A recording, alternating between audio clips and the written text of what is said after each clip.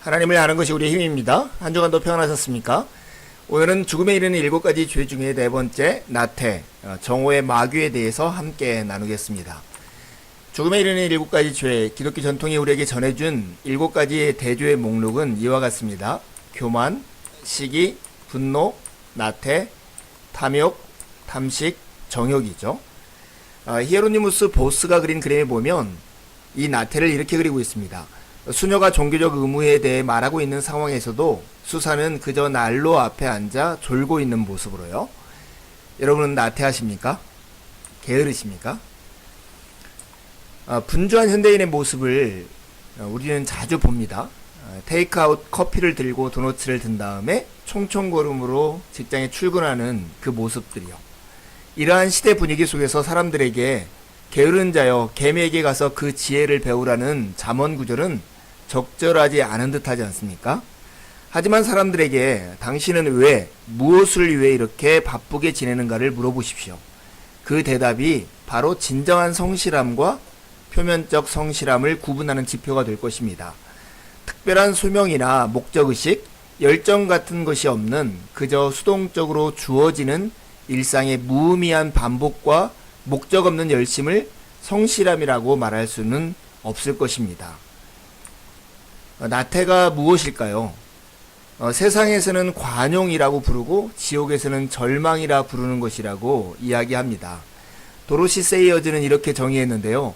아무것도 믿지 않고 신경 쓰지 않고 알려고 추구하지도 않고 간섭하지도 않고 즐기지 않고 사랑하지도 않고 미워하지도 않고 위해서 살아야 할 그 무엇도 없고 또 죽어야 할 어떤 이유도 없기 때문에 그저 살아있는 죄, 이걸 나태라고 말을 합니다.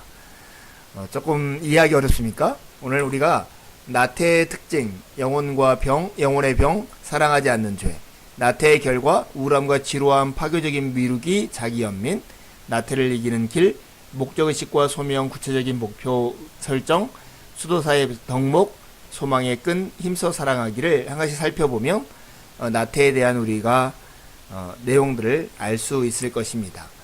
나태의 첫 번째 특징은 그것이 영혼의 병이라는 것입니다. 교회가 죄로 규정해온 나태는 단순히 몸이 느슨하고 느린 상태가 아닙니다.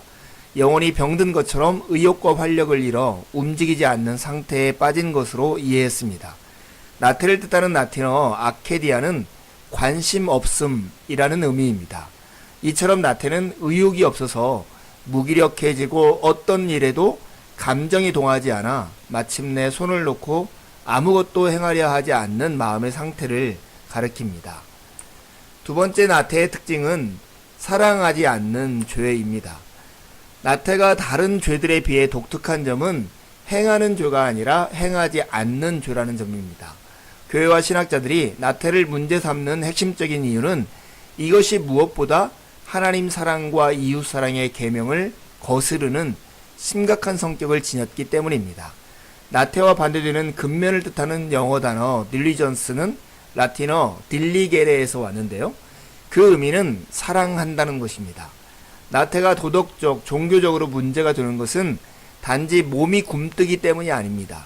그 누구에 대해서도 관심을 가지지 않고 사랑하지 않기 때문입니다. 마치 성경에 나오는 달란트 비유에 한 달란트 맡은 사람의 태도와 유사한 것이죠.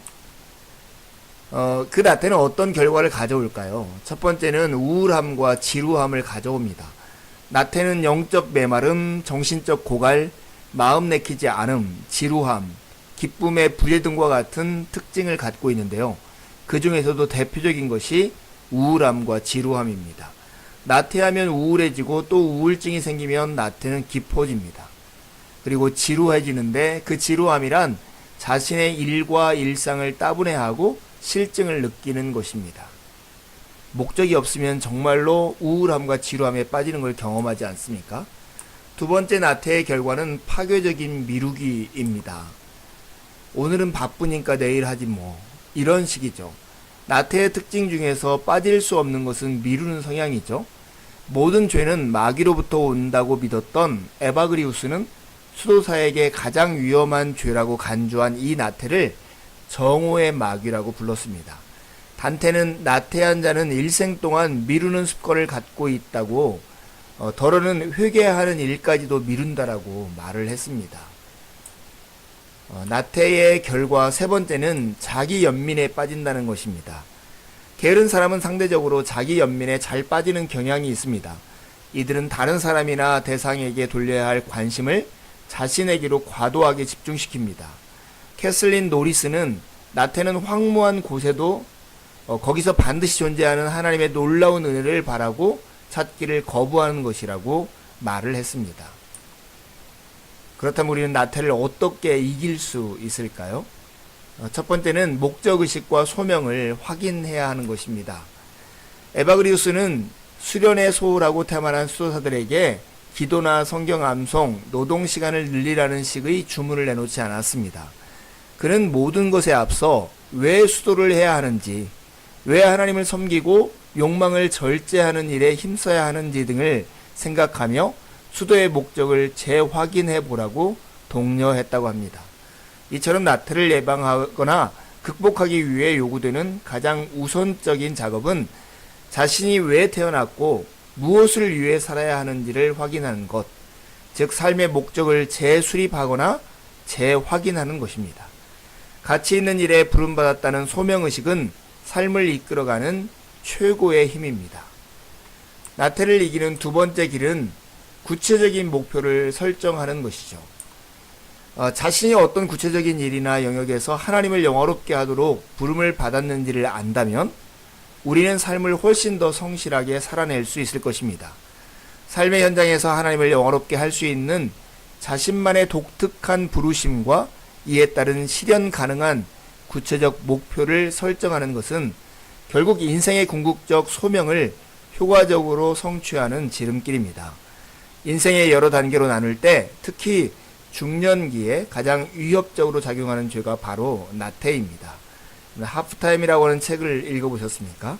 정말 우리 인생의 전반전과 후반전을 나누는 자기 인생의 어떠한 계기가 되는 그때에 우리의 삶의 목표, 목적들을 새롭게 확인하는 것은 매우 의미 있고 중요한 일일 것입니다. 나태를 이기는 세 번째 길은 수도사의 덕목입니다. 사막 수도사들은 나태를 가장 위험한 대죄로 인식했기에 그만큼 나태를 이기기 위한 덕목들을 많이 제시하고 훈련에 힘썼습니다.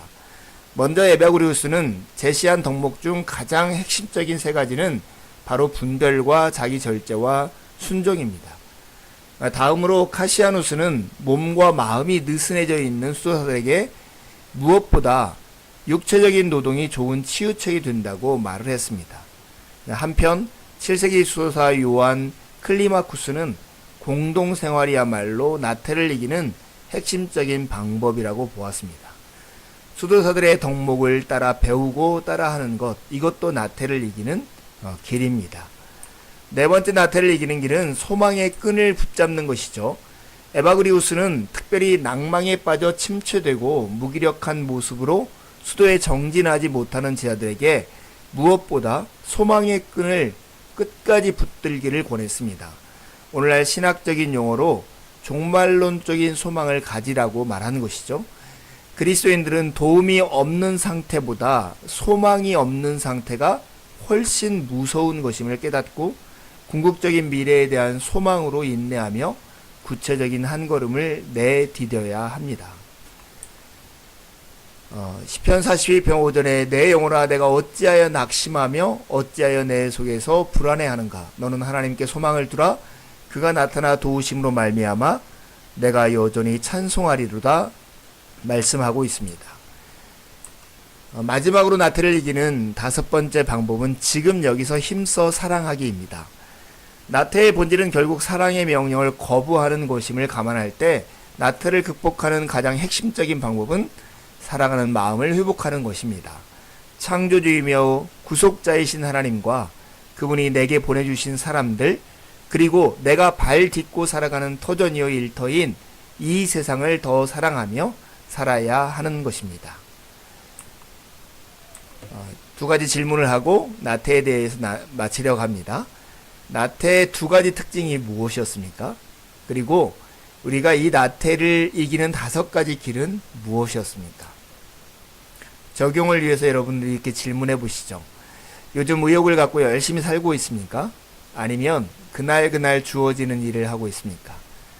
이 책을 읽고 새롭게 깨닫게 된 것이나 결심한 것이 있다면 여러분 무엇입니까?